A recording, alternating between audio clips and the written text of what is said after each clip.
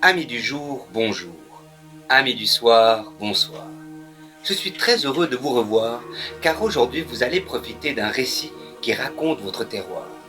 Et pour les bienheureux qui ne connaîtraient pas cette histoire, je leur souhaite la bienvenue au monde des diablerets et de Terborance. Autrefois, dans des temps très reculés, les hauts plateaux des diablerets étaient couverts de 1000 fleurs odorantes. Les pâturages, d'un vert éclatant, tapissaient les montagnes jusqu'à leur sommet et les bergers aimaient y conduire leurs troupeaux. C'était un âge d'abondance. Mais un jour, tout changea. Sur les hauteurs de l'alpage, le long d'un petit chemin très raide, une vieille femme courbée portait sur son dos un gros sac rempli de provisions qui semblait très lourd. Au berger, elle demanda s'il pouvait monter son sac jusqu'à la cabane où elle vivait. Mais il refusa, prétextant qu'il avait son troupeau à garder, et la traita de vieille folle. Mal lui en prit, car sous les traits de la vieille femme se cachait une fée. Cette dernière, en colère, s'en alla voir le diable. Elle se plaignit du comportement égoïste des hommes qui pourtant avaient la vie facile. Dès lors, l'endroit fut maudit et le diable en chassa tous les hommes. Fini le son des cloches et le chant des armaillis, du sommet de l'Oldenhorn au Cé Rouge et des diablerets jusqu'au Sanetch, tout ne fut plus que désolation. Les foisonnants pâturages se transformèrent en champs sinistres. Les roches petit à petit mises à nu furent recouvertes de neige puis de glace et finalement d'un immense désert blanc.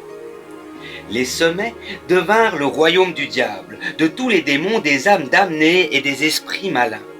Les échos de leurs cortèges lugubres et de leurs rondes infernales descendaient jusque dans les vallées.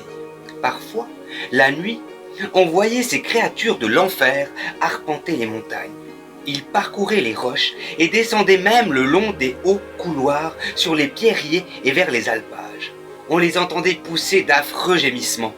Certaines de ces créatures étaient tellement lasses d'errer ainsi sur les pierres qu'elles en avaient les membres usés jusqu'aux coudes et aux genoux. Là-haut, un immense rocher que les hommes avaient baptisé la quille du diable, dressé juste au bord du vide, servait de cible aux démons rassemblés.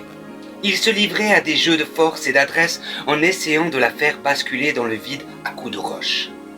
Les blocs qui manquaient leur cible venaient se fracasser 1000 mètres plus bas du côté de Terborance. Pourtant, malgré la peur que leur inspirait la montagne, à chaque fin de printemps, les gardiens de troupeaux montaient du côté de Terborance pour y faire paître leurs génisses. Certains de trouver là de la bonne herbe pour leurs bêtes, ils empruntaient le périlleux sentier accroché aux pentes vertigineuses du Valtryck. Après de longues heures de marche, cernés de parois abruptes, ils arrivaient au fond du grand cratère. De génération en génération, les hommes y avaient construit chalets, granges et abris. Il en fut ainsi pendant des siècles. Mais en l'an 1714, durant tout l'été, le diable et sa cohorte de démons furent plus bruyants que jamais. À de multiples reprises, des craquements sinistres se firent entendre. Des rochers tombaient des hauteurs, en entraînaient d'autres et allaient se précipiter sur les pâturages. Les hommes scrutaient la montagne, en écoutaient les bruits, en priant pour qu'aucun de ces blocs ne leur tombe dessus ou ne vienne frapper leurs troupeaux. C'est en septembre que la montagne s'écroula. La nuit d'avant la catastrophe, les hommes affirmèrent avoir vu les lumières des démons briller par saccades dans les parois. On entendait des bruits sourds et des détonations. Les créatures étaient furieuses et se livraient à des batailles acharnées. 2 ans après un tremblement de terre qui avait fragilisé la montagne jusque dans ses entrailles, le dimanche 23 septembre au début de l'après-midi, dans un craquement immense, des quantités phénoménales de roches se détachèrent de la face sud de la tête de Barm pour basculer dans le vide. Une marée de pierres géantes, avec des blocs gros comme des maisons, dévasta tout sur son passage, engloutissant hommes, bêtes et chalets jusqu'à 5 kilomètres plus bas, dans les gorges de la Lizère. Le vacarme fut tel, l'écho de la catastrophe si puissant, qu'on l'entendit jusqu'à B. Le nuage de poussière soulevé par l'éboulement était si dense et monta si haut dans le ciel que tout fut plongé dans une obscurité totale. Une partie des bergers, qui se méfiaient des avertissements donnés par la montagne, s'étaient heureusement mis à l'abri, mais une quinzaine d'entre eux disparurent, ainsi que des centaines de têtes de bétail et plus de 100 chalets, tous recouverts à jamais par les roches amoncelées. Au pied de la forteresse endommagée des Diablerets, le cirque de Derborance n'était plus qu'un océan de pierre. Après le bruit, il y eut un long silence de mort, à peine troublé par le souffle du vent.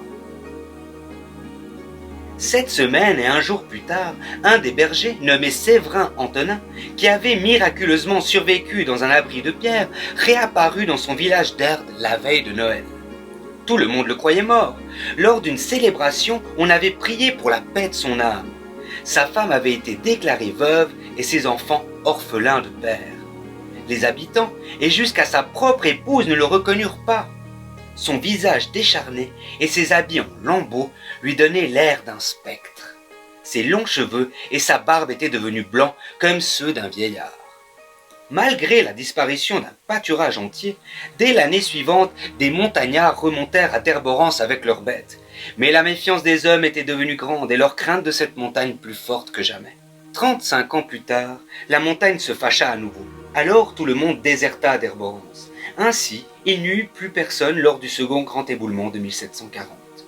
Il détruisit encore plusieurs dizaines de chalets et obstrua les eaux de la Derbonne, créant le lac que l'on peut voir encore aujourd'hui. Et c'est dans ces eaux que se reflètent désormais les hautes murailles des Diablerets. Depuis, autour du lac, la vie a repris progressivement ses droits. La nature a tapissé de vert ce chaos minéral, créant un jardin enchanté sur lequel veille la montagne en apparence endormie. Voilà mes amis, c'est tout pour aujourd'hui. Gardez espoir, Séverin Antonin. Bientôt vous pourrez quitter votre abri. Au revoir et à bientôt.